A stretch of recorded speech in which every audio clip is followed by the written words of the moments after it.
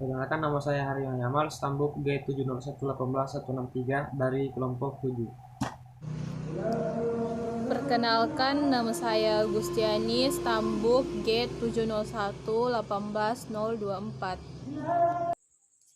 Baiklah, untuk kali ini saya akan menjelaskan mengenai obat dari ibuprofen. Ibuprofen sendiri merupakan nama resmi dari ibuprofen.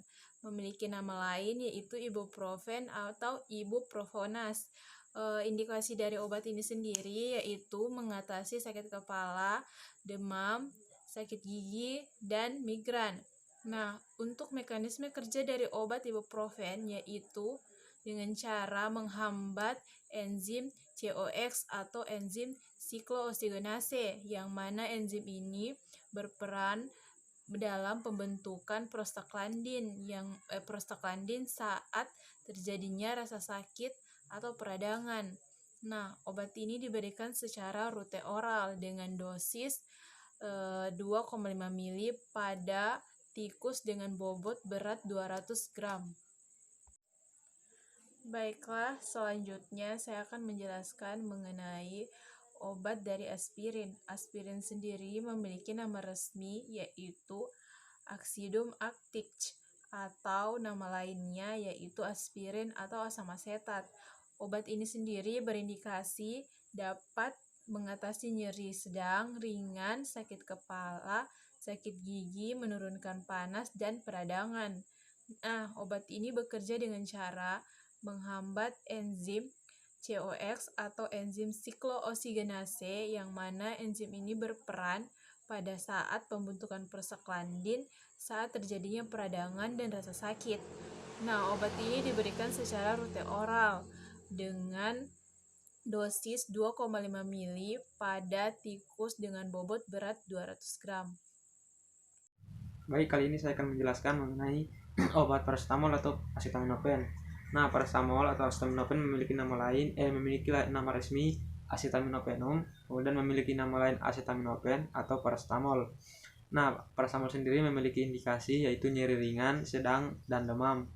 Kemudian mekanisme kerjanya dua. Yang pertama itu untuk antipiresis, dan kemudian yang kedua sebagai antiinflamasi. Untuk antipiresis sendiri dia bekerja dengan cara menghambat pusat pengatur panas ya, atau disebut dengan hipotalamus. Kemudian cara kerja yang kedua sebagai antiinflamasi, dia dengan dengan menghambat proses sintesis prostaglandin. Nah, biasanya bisa diberikan dosis paracetamol itu 500 mg. Baiklah, kali ini saya akan menjelaskan mengenai cara perlakuan dan cara kerja untuk praktikum kali ini. Cara kerja dari praktikum kali ini, pertama-tama kita siapkan 16 ekor tikus. Nah, 16 ekor tikus ini dibagi sebanyak 4 kelompok. Untuk masing-masing kelompok sendiri mendapat 4 ekor tikus. Nah, selanjutnya kita timbang berat dari masing-masing tikus untuk menentukan nantinya dosis yang akan diberikan kepada tikus tersebut. Setelah itu kita lakukan pengukuran suhu awal atau suhu sebelum dilakukannya induksi. Nah, setelah dilakukannya pengukuran suhu dengan menggunakan termometer, selanjutnya kita lakukan induksi dengan menggunakan pepton 15% melalui subkutan atau melalui di bawah kulit. Setelah itu kita biarkan tikus hingga suhu badannya meningkat. Setelah suhu badan tikus meningkat, maka selanjutnya kita akan melakukan induksi, yaitu secara rute pemberian intraperitoneal dan rute oral dengan menggunakan obat yaitu NaCl fisiologis, PCT, aspirin, ibuprofen. Baiklah, kali ini saya akan menjelaskan mengenai cara perlakuan dan cara kerja untuk hewan uji. Nah, di sini percobaan kali ini kita melakukan dua rute pemberian, yaitu secara IP atau intraperitoneal dan secara oral. Baiklah, saya akan menjelaskan yang pertama secara intraperitoneal. Intraperitoneal sendiri merupakan suatu cara injeksi langsung melalui sebelah kiri atau sebelah kanan paha tikus di bawah abdomen. Nah, caranya itu pertama-tama kita hitung dosis dari pemberian.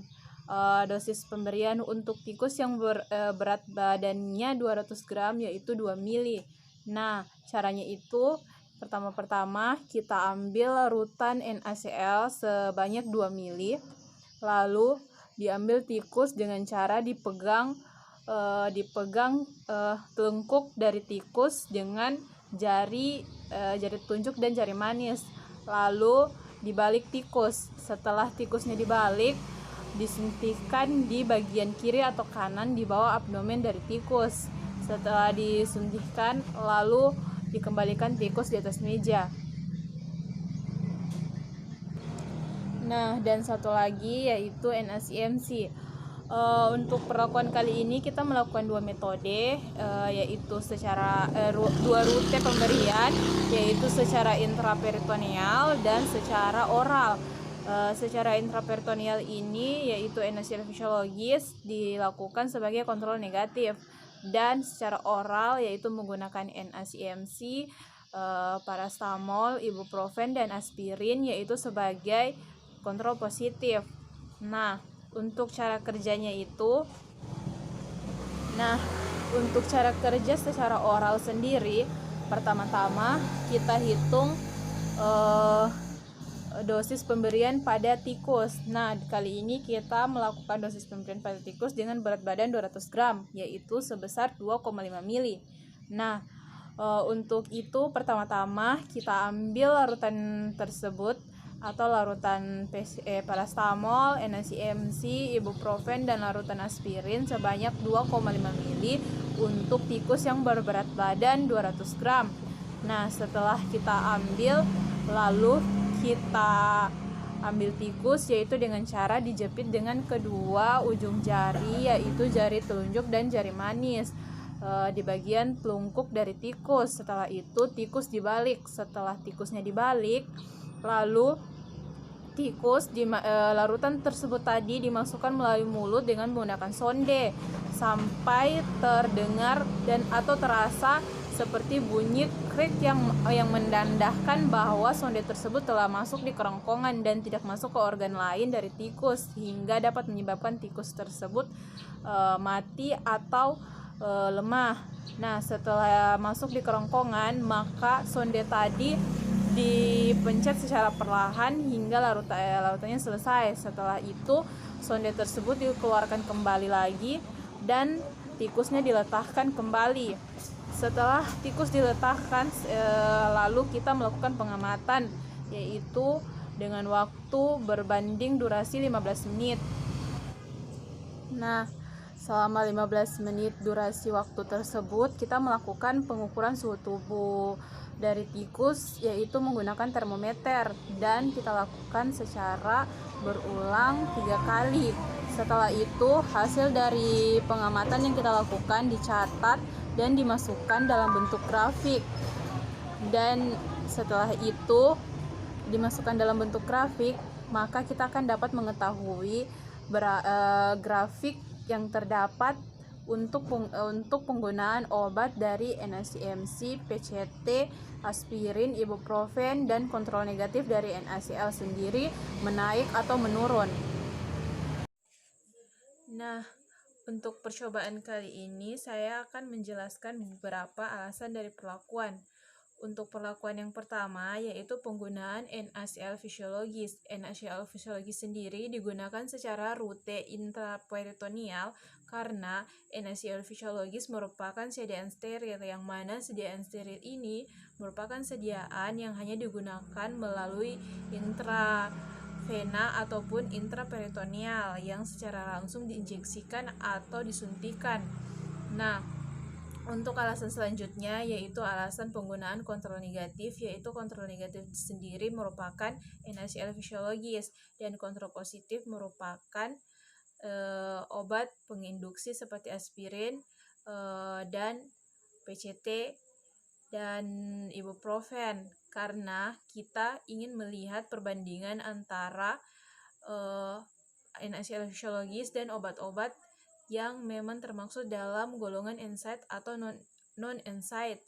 Nah, untuk alasan selanjutnya yaitu alasan pengukuran suhu tubuh pada hewan uji pada saat ingin diinduksikan. Alasannya itu kan mengapa kita melakukan pengukuran suhu tubuh pada hewan uji, karena pada saat kita ingin menginduksikan, maka kita dapat mengetahui suhu awal dari tikus tersebut hingga kita dapat menganalisis perbandingan suhu tubuh pada saat diinduksi dan pada saat belum diinduksi. Baiklah, demikian yang dapat kami paparkan melalui pembahasan dari